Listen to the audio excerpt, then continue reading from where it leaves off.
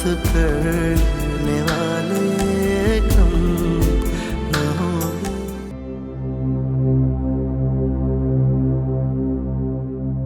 आई, आप थक गई हैं, आराम कर लीजिए थोड़ा। आई।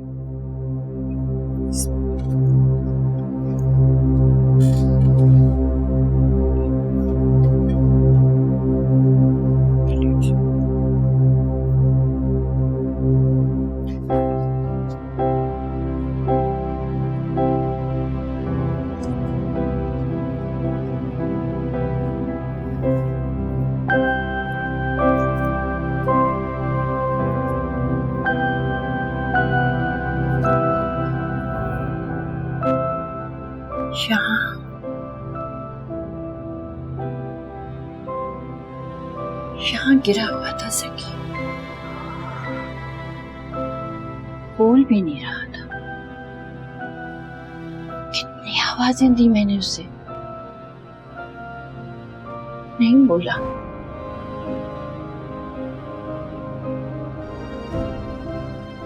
उसकी हियरिंग एड गिर गई होगी, है ना?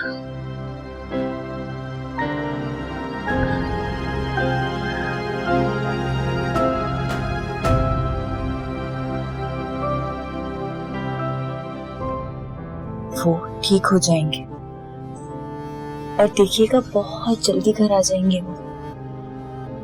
उनका ना शुगर लेवल डाउन हो गया था, इसलिए बेहोश हो गए थे, लेकिन वो आ जाएंगे। आए, आप आराम करें और आपने परेशान नहीं होना। आप देखिएगा वो जल्दी आ जाएंगे घर। कौन? दादा? कौन दादा?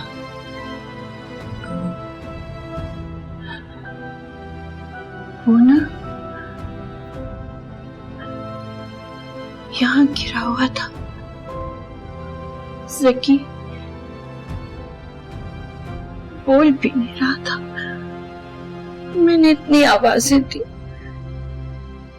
मगर वो बोला भी नहीं। वो यहाँ गिरा हुआ था। ज़की,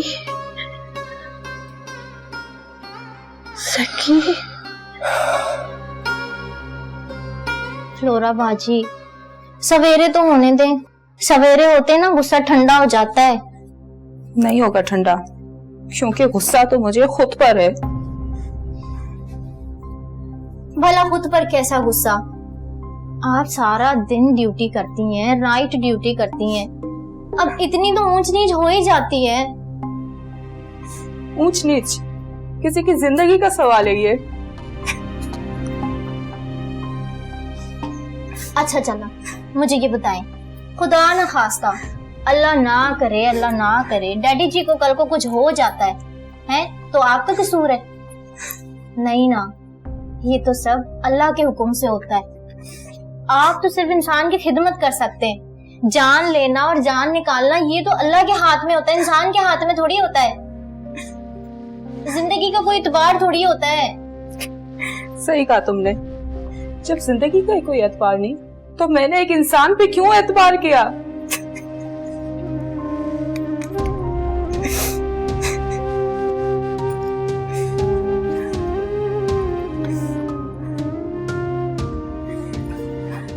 नहीं जाए ना फ्लोरा बाजी।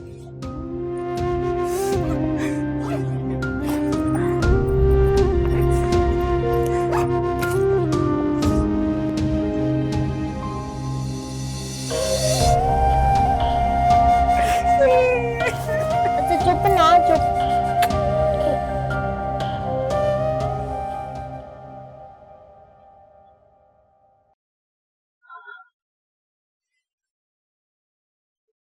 सारा, सारा, सारा, उठ जाओ, सहरी का वक्त हो गया, सब बुला रहे हैं बाहर तुम्हें।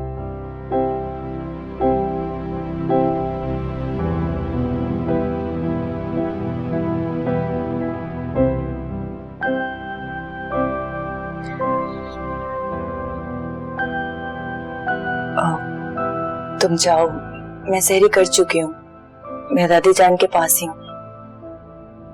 ठीक है।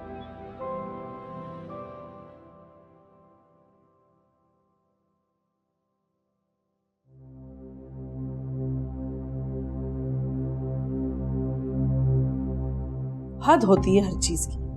समझाया भी था मैंने आतिफ को कि हॉस्पिटल में सब लोग हैं डैडी की देखभाल के लिए, मगर नहीं, कुछ समझ ही नहीं आती उसे। मैंने ये भी कहा कि घर में तसल्ली से आकर सहरी करो या फिर मैं भिजवा देती हूँ उधर, मगर नहीं, उसे तो सारी रात वहीं बैठे रहना। जज्बाती लड़का है। हमारी ज़ारा का भी यही हाल है भाई, बड़ी मुश्किल से आ जाइए, वो भी नादिया के कहने पे, वरना दादी से ही बस जुड़ी बैठी रहो तुम। बेटा ज़ारा, बात ये है कि मम्मी और डैडी की एज ऐसी है और उनकी कंडीशन इस तरह की है कि किसी वक्त भी कोई भी इमरजेंसी हो सकती है। अल्लाह खैर रखे तुम्हारी शादी तक, लेकिन जिस घर में इस तरह के बुजुर्ग होते हैं वहां ज़हनी तौर पर हमें हर वक्त किसी भी सिचुएशन के लिए तैयार रहना चाहिए। ज़ारा, इतना जज्बाती नहीं होना चाहिए। वैसे भी ज़ारा बेटा, तुम बच्चे अपना सारा काम छोड़कर सिर्फ दादा दादी की तीमारदारी में तो नहीं लग सकते ना।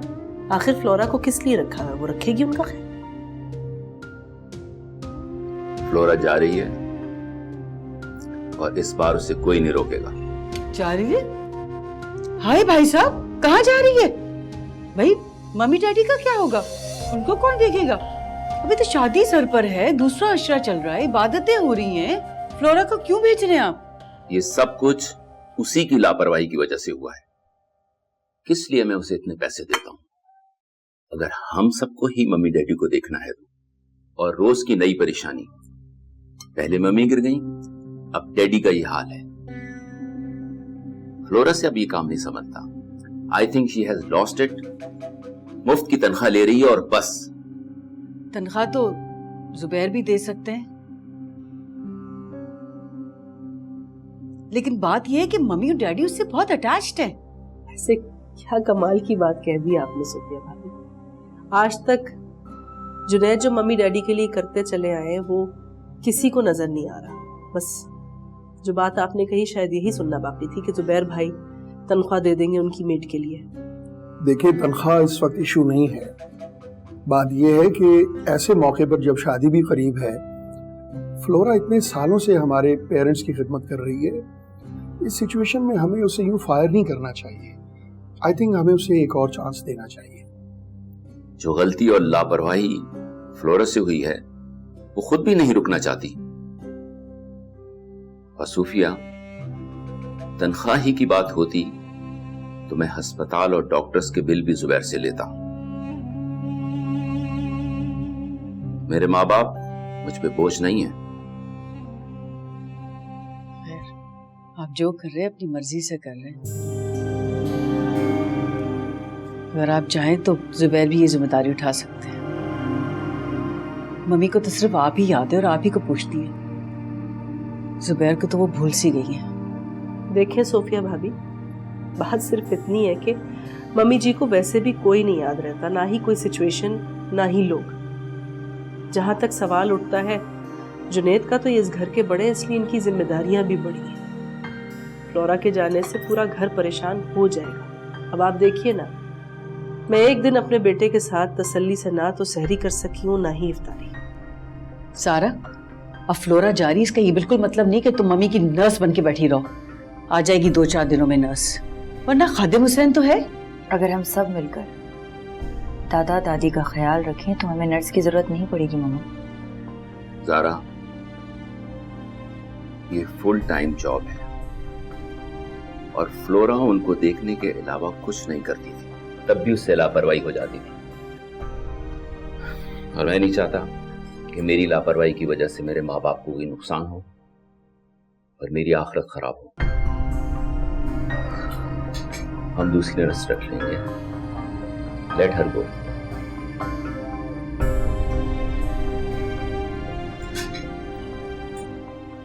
एक ही जगह पर जैसे ठहर गई है दादी की याददाश्त, बस यही कहती रहती हैं। यहाँ इस फर्श पे गिरा था सकी, उनका डिमेंशिया कहाँ रह गया? वो ये बात भूली क्यों नहीं अभी तक? दादी को बहुत शदीद धचका लगे। ये उनका ट्रॉमा था। पता है, कल नादिया दादी के पास थी।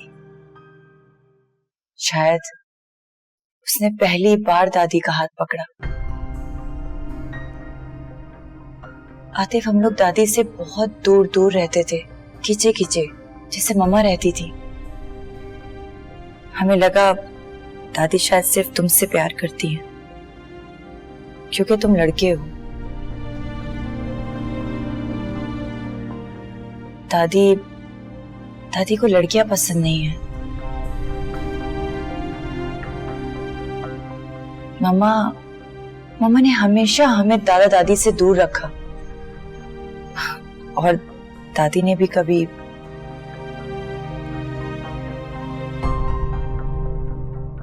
पता नहीं, कभी लगता था कि दादी को हमसे मोहब्बत ही नहीं। और अब तुम जरा इधर उधर हो तो बेचैन हो जाती हैं, कहती हैं उस प्यारी लड़की को बुला के लाओ। बस हमारे बीच कुछ फासला था, या शायद अब भी है। जैसा हम में था, या शायद अब भी है।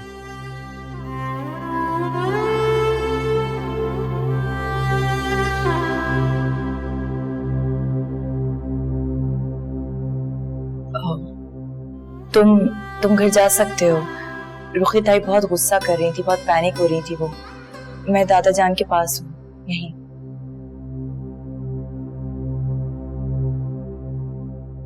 सारा कसूर मेरा है जी। फ्लोरा जो खाना लेकर आती थी मैं चुपके से उठा के ले जाता था। फ्लोरा की वजह नहीं थी जी, नहीं, मेरा दिल ये कबूल ही नहीं करता था जी कि साहब इस हाल तक पहुंच जाएंगे। फ्लोरा कहती थी कि साहब को शुगर है, वो बुढ़े हो गए, कमजोर हो गए, वो रोजा नहीं रख सकते। मगर मेरी आंखों में तो साहब का वही जवानी वाला चेहरा आ जाता था ना जी। जो घोड़े पर बैठकर जब एड़ लगाते थे तो धूल आसमान से बातें करने लगती थी, और जब जमीन पर चलते थे तो जमीन हिल जाती थी जी। फिर ये रोजा क्या चीज है साहब के आगे?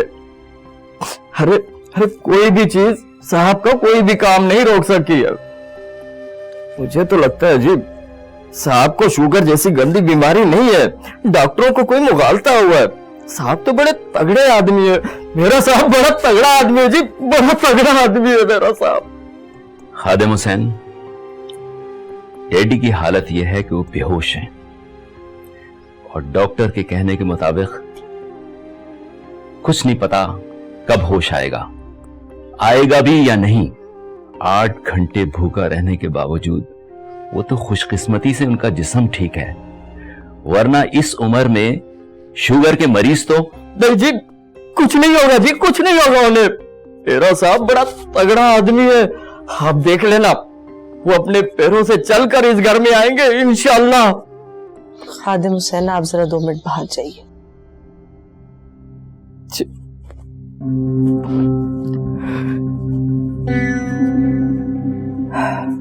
जुनैद, आपने देख लिया कि खादिम हुसैन वक्त के साथ साथ शायद पागल सा होता जा रहा है। उसे लगता है कि आज भी डैडी में वही ताकत है, वही विगर है, लेकिन ऐसा नहीं है। इसकी इन्हीं हरकतों की वजह से मम्मी भी हम सबसे अपसेट ही रहती है। ये जाकर चुगलियां लगाता होगा और सारा इल्जाम हमारे सर। वो तो वैसे ही मुझे पसंद नहीं करती, आप जानते। हर बात में मेरी उनको मसले ही लगे रहते, और अब ये नई मुसीबत हमारे सर। डैडी इस हालत में खादिम हुसैन की गफलत की वजह से पहुंचे, और सब लोग क्या सोचेंगे कि हम लोग उनकी खिदमत नहीं करते थे, जबकि सबसे ज्यादा जुनैद आप और मैं ही शायद डैडी और मम्मी की खिदमत करते हैं। लेकिन नहीं, खुद खादिम हुसैन बाहर जाके लोगों से कहता होगा कि ये तो अपने बूढ़े माँ बाप को भूखा रखते हैं। क्या जमाना आ गया है, हमने जरा सा देखा नहीं कि इन लोगों ने गफलत बरती नहीं। मैं अब फ्लोरा से रिक्वेस्ट करूंगी कि प्लीज जब तक जारा की शादी नहीं हो जाती है तब तक रुक जाए, वरना सारी मुसीबत या तो मेरे सर आएगी या सोफिया के। अब सोफिया की बेटी की शादी है, वो किस किस चीज को देखे, मुझे ही कुछ करना पड़ेगा। लेकिन इन लोगों ने तो कोई कसर नहीं छोड़ी थी हमें बदनाम करने में। हाँ, सोफिया से कहो कि फ्लोरा के लिए बात करे। जी मैं आज ही बात करती हूँ, आप परेशान मत हो, बस दुआ करें या सलामों का जितना व्रत कर सकते हैं वो कीजिए कि डैडी सही सलामत घर वापस आ जाए, वरना हम सबके लिए बहुत बड़ा मसला खड़ा हो सकता है। अल्लाह उन्हें सेहत दे।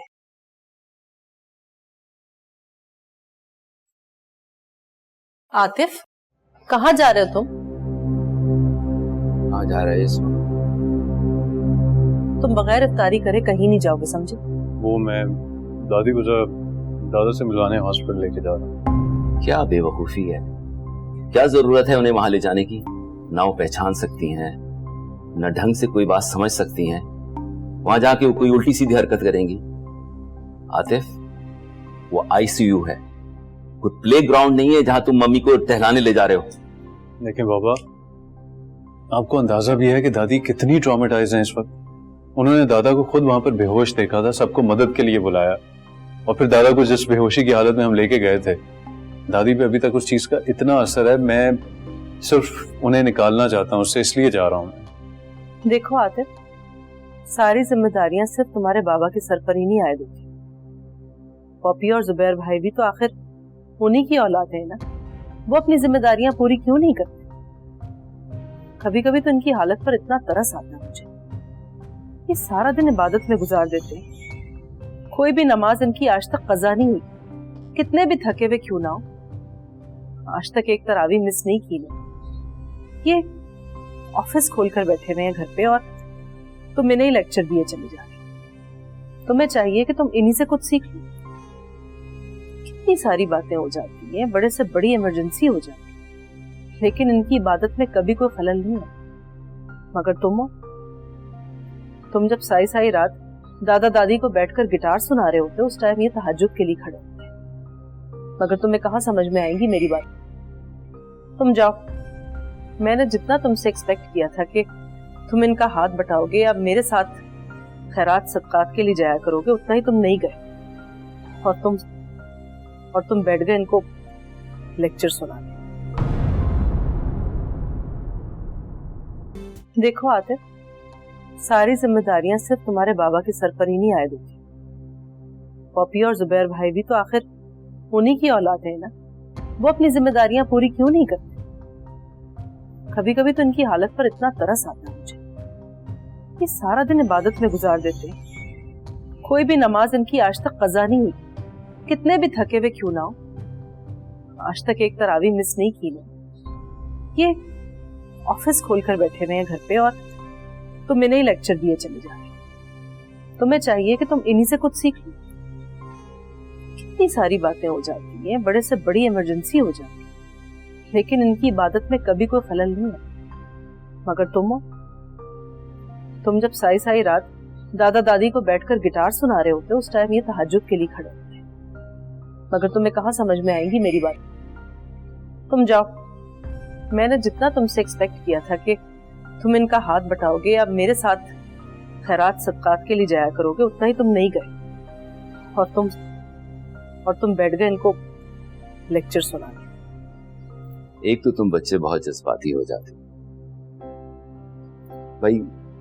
दादी को कुछ याद नहीं रहेगा कि तुम हॉस्पिटल लेके गए थे, या दादा को कहाँ इतना होश है कि उन्हें पता चले कि दादी आई थी। बाबा, दादी एक जगह पे आके रुक गई हैं। उन्होंने जिस तरह दादा को बेहोश देखा था, वो उस फ्रेम ऑफ माइंड से नहीं निकल पा रही हैं। वो वाकया उनकी मेमोरी के साथ अटैच्ड हो गया, चिपक गया हुआ है, और वो बार बार उसी चीज का जिक्र करती है। मैं तो सिर्फ उन्हें इसमें से हेल्प आउट करने की कोशिश कर रहा हूँ। प्लीज आतिफ, तुम्हारा जितना दिल चाहे ना, तुम अपनी नाकाम कोशिशें कर लो। मैंने तो यही चाहा था कि तुम मेरे साथ नमाज और इबादत में अपना वक्त गुजारो, मगर तुम ये सब चाहते ही नहीं। शायद मौलाना साहब भी तुम्हारा इंतजार कर करके मस्जिद से चले जाते, मगर तुम वहां नहीं जाते, सारा वक्त निकाल देते हो दादा दादी की तीमारदारी में। कल को जुबैर और सोफिया भी हमें इल्जाम ठहराएंगे कि तुमने ज़ारा को भी अपने साथ मिला लिया और उसका वक्त जाया कर रहे हो। तब क्या जवाब देंगे हम? तुम एक भी दफा मेरे साथ कहीं नहीं गए, इस बात का मुझे अफसोस रह जाएगा। लेकिन खैर कोई बात नहीं, तुम जाओ। अरे नहीं मामा, तो नाराज हो जाती है, भला मैं आपको नाराज करके जा सकता हूँ? तुम्हें मेरी नाराजगी की परवाह है रंजीत सिंह? फिलहाल तो हेड जब तक मेरी बीवी नहीं आ जाती, उसके बाद तो फिर जाहिर है उसी का हुक्म चलेगा। खबरदार, जो तुम्हारी बीवी के आने की वजह से तुमने मुझे नजरअंदाज किया। कैसी बातें कर रही है मामा? ऐसा कर सकता हूँ भला मैं? आफ्टर ऑल बाबा का बेटा हूँ। बाबा ने भी तो आपकी बातों में आके अपनी मामा को नजरअंदाज नहीं किया ना, क्यों बाबा? I am of.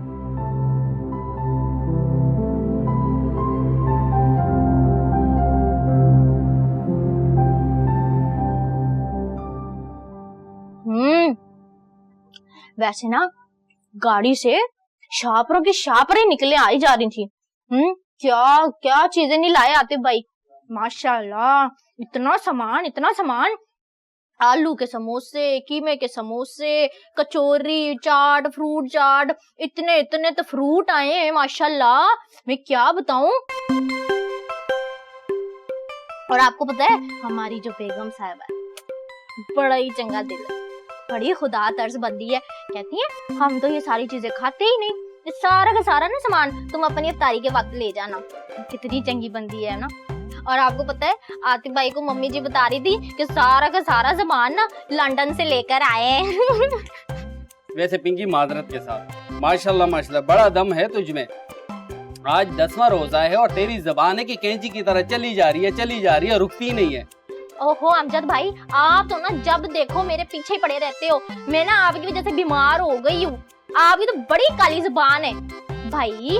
मैं तो लगातार 8 रोज भी ना रोजे रखूं तो फिर भी ना मैं बड़ी फिटफाट रहती हूँ।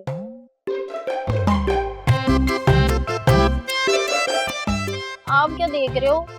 ये देख रहा है कि अकरम जी दुबई से आएंगे और आते ही पिंकी जी को ले जाएंगे। हाँ, और ये मुंह देखते रह जाएंगे।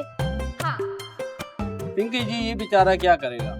वो अकरम जी है दुबई वाले, वो वहां पर दरम कमाते हैं।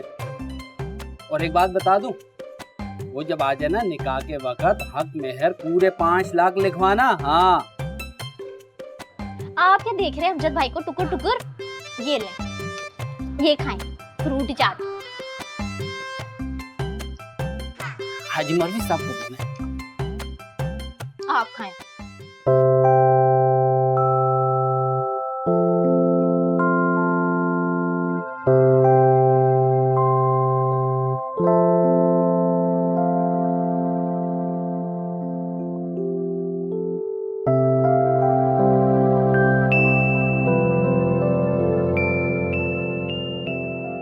Good morning.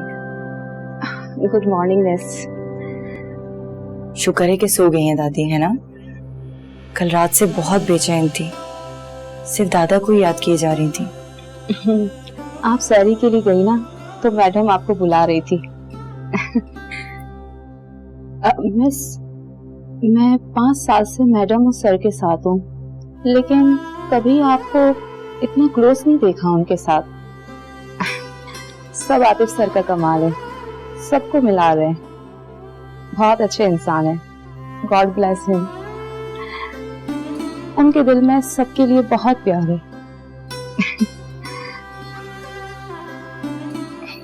ओके।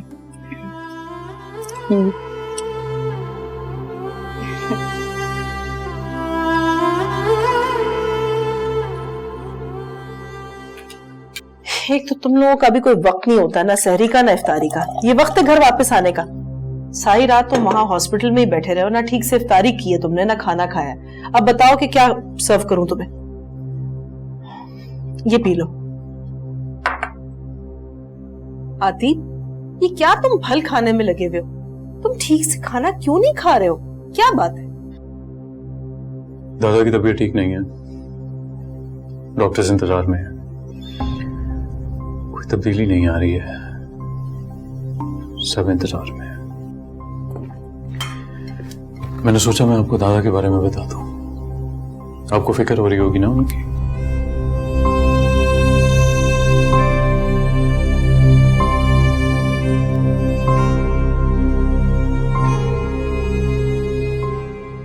जी जी रिजवी साहब, डॉक्यूमेंट्स मुझे मिल गए। ऑफिस सब लोग आ गए? हाँ, with in half an hour I will be in office. Sure sure, सबको बुला लें। अल्लाह हाफिज।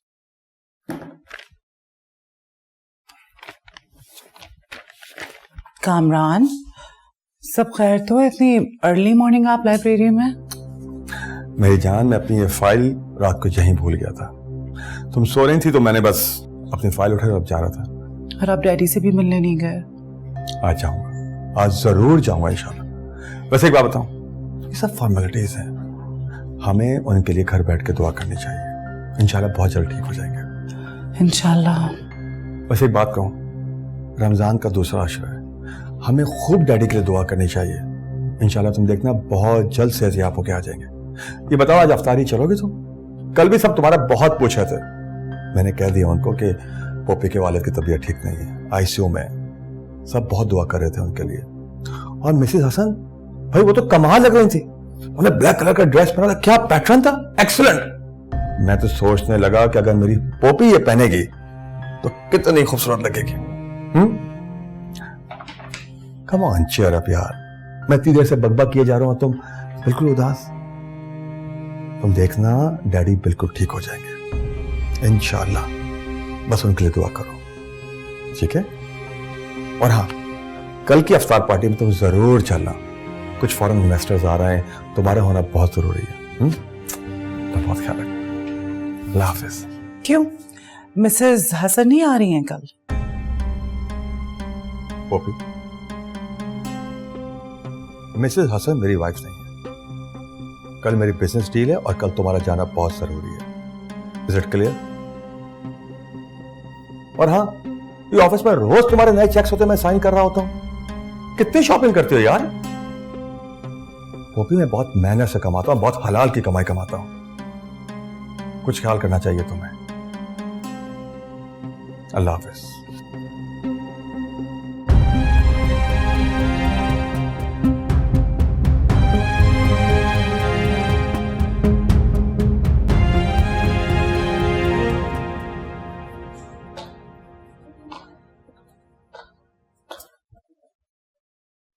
तुम कहाँ चली भाई? वो मैं हॉस्पिटल जा रही हूँ। ज़ारा, आज हमने शॉपिंग पे जाना था बेटा। 18 दिन रह गए तुम्हारे निकाह में। तुम मुझे टेंशन ना दो ऐसे। माँ प्लीज मुझे हॉस्पिटल जाने दो। बेटा, रमजान का आखिरी अशरा शुरू होने वाला है और तुम जानती हो ताक रातों में कोई काम नहीं करता, सब मसरूफ होते हैं। और जो लोग प्रॉमिस करते हैं ना चीजें डिलीवर करने के लिए, वो भी नहीं करते। और आज तो हमें ज्वेलर्स ने बुलाया। We have to go today बेटा। मामा प्लीज मुझे जाने दो। देखो, आतिफ है ना हॉस्पिटल में, छुट्टियों पे आया हुआ है, फारिग है। कुछ दिनों के लिए करनी तो उसको खिदमत, फिर चला जाएगा। पता नहीं क्यों इतने तमाशे कर रहा है। उसे तो वापस यूएस ही जाना है। जिम्मेदारी तो आखिर में हमने ही उठानी है। आतिफ जो कर रहा है वो अपनी मर्जी से कर रहा है, और जो मैं कर रही हूँ वो खुद कर रही हूँ ना। अपने दादा की हालत देखिए, ऐसी हालत में मैं शादी कैसे कर सकती हूँ मामा? अब तुम ऐसी बातें करके मुझे ना टेंशन दो प्लीज। सही हो जाएंगे दादा। मैं इतनी दुआएं करा रही हूँ, मदरसों में रोज गाना कुरान खानी करवा रही हूँ, देगे चढ़ा रही हूँ।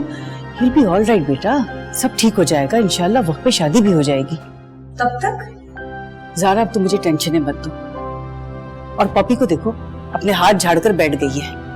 हाँ भाई, आखिर को तो नंद है ना, और फिर लड़के वाले क्यों साथ देगी है वो मेरा। वैसे तो माँ बाप याद नहीं आए हैं, अब रमजान में माँ बाप याद आ गए, जबकि बाजारों के चक्कर लगने। हाँ, क्या बोलूं मैं। चलो किसी बहाने माँ बाप याद तो आए, लेकिन मुझे मुश्किल में डाल दिया है। चलो एटलीस्ट इस बहाने उन्हें अपने माँ बाप तो याद। सारा, मैं ज्वेलर्स के यहाँ अकेले नहीं जाऊंगी। ओके फाइन, आप प्लीज नादिया को ले जाएं प्लीज। प्लीज मम्मा।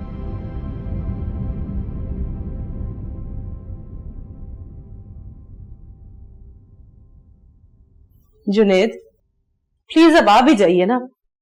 मैं कब से आपको बुलवा रही हूँ। अरे भाई, सदके का बकरा है, कटवा लो, मेरा आना जरूरी थोड़ी है। बिल्कुल जरूरी है आपका आना। कसाई यही कह रहा था कि घर के बड़े बेटे को बुला लीजिए ताकि छुरी और बकरे पर उनका हाथ लग जाए, तभी तो कहीं जाकर सबका डैडी को लगेगा। रुखी, मैं चाह रहा था इफ्तार से पहले हॉस्पिटल का एक चक्कर लगा लूं, कल भी नहीं जा सका। जुनेद, आपको मेरे ही काम के वक्त कुछ ना कुछ याद आ जाता है। आप इफ्तारी के बाद भी तो हॉस्पिटल जा सकते। प्लीज, जब भी आप जाएं, आती को अपने साथ लेकर आएगा, वो वहीं चिपका रह जाता है।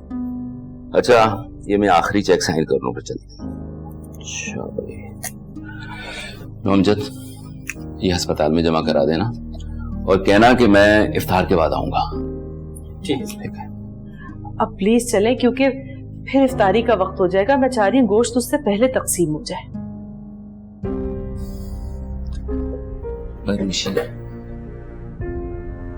अस्पताल के बिल इतनी तेजी से बढ़ रहे हैं कि बस पहले मम्मी फिर डैडी, इलाज पे बहुत खर्चा हो गया है। जुनेद, मुझे तो समझ में एक बात कभी भी नहीं आनी कि क्या जुबैर की कोई जिम्मेदारी नहीं है? हर चीज की जिम्मेदारी क्या आपके ही सर पर आयद होनी होती है? वो भी तो कुछ बिल अदा कर दे। भाई, बड़े भाई होने का टैक्स दे रहा हूँ, बराबरी क्या है? अगर आप बड़े हैं तो उसके फायदे भी तो बड़े हो ना। मैं आपको पहले से बता रही हूँ जुनेद कि जब जायदाद की तकसीम की बारी आएगी तो उस वक्त तो जुबैर भाई हरगिज बराबरी की बात ना करें। अब आप खुद ही देख लीजिए, मैंने 3-4 दिन डैडी के लिए सदका देना क्या शुरू कर दिया, सोफिया बेगम को भी होश आ गई। इससे पहले तो उन्हें ख्याल ही नहीं था, वो भी सदके के जानवर लेकर खड़ी नहीं थी। हर चीज में मुकाबलेबाजी करती है, हर जगह अपने आप को ऊंचा दिखाना, दूसरों को नीचा दिखाना। जब देखो नंबर बनाने के चक्करों में रहती हैं ये। मुझे तो इनकी आज तक समझ में नहीं आई किस बात की मुकाबलेबाजी, सब एक घर में रहते। अब मैं तो सब कुछ खुदा तरसी में कर देती हूँ, लेकिन आप भी ये बात जानते हैं जुनेद कि मम्मी डैडी का रवैया सारी जिंदगी मेरे साथ कैसा रहा है। अगर मुझे खौफे खुदा ना हो तो मैं बिल्कुल सोफिया भाभी जैसी हो जाऊं। अरे भाई, रोजे में क्यों अपना दिल खराब कर रही हो? चलो चलते हैं। सारा, दादा कितने हैंडसम है ना, जवानी में तो गजब उड़ाते होंगे। अच्छा, मामा कह रही थी कि आई एम इक्वली हैंडसम और मैं दादा पे गया। वेट, दादा ज्यादा हैंडसम है। रहने को तो तुम तो वैसे ही चलती हो मुझसे। Really?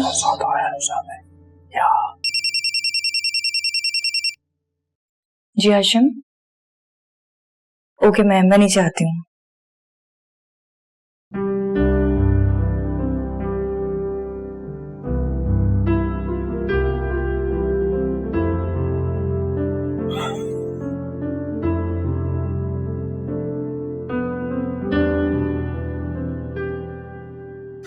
हेलो,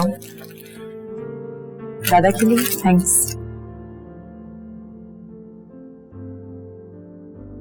कैसे हुआ यार ये? मैं दरअसल लाहौर में रुक गया था, बहुत इंपॉर्टेंट मीटिंग थी और आज ही मैं आया हूँ सहरी के टाइम पर। तुम्हें तो बहुत परेशानी रही होगी, ज्यादा सैड तो नहीं हो? डॉक्टर्स ने क्या कहा? तुम ये अचानक कैसे हुआ? आई नो बहुत परेशानी हुई होगी तुम्हें। और सुना रोजे रख रहे थे।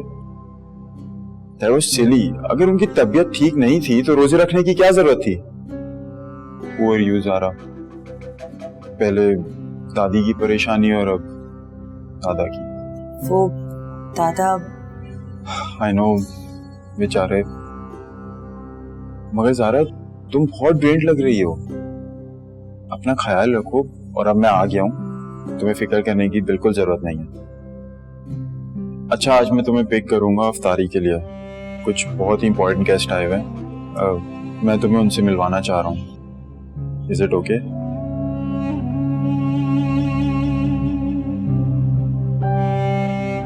Excuse me. Hello, I'll call you back. Zara, मुझे चलना होगा। तुम अपना बहुत ख्याल रखना और मेरी तरफ से दादा को पूछ लेना।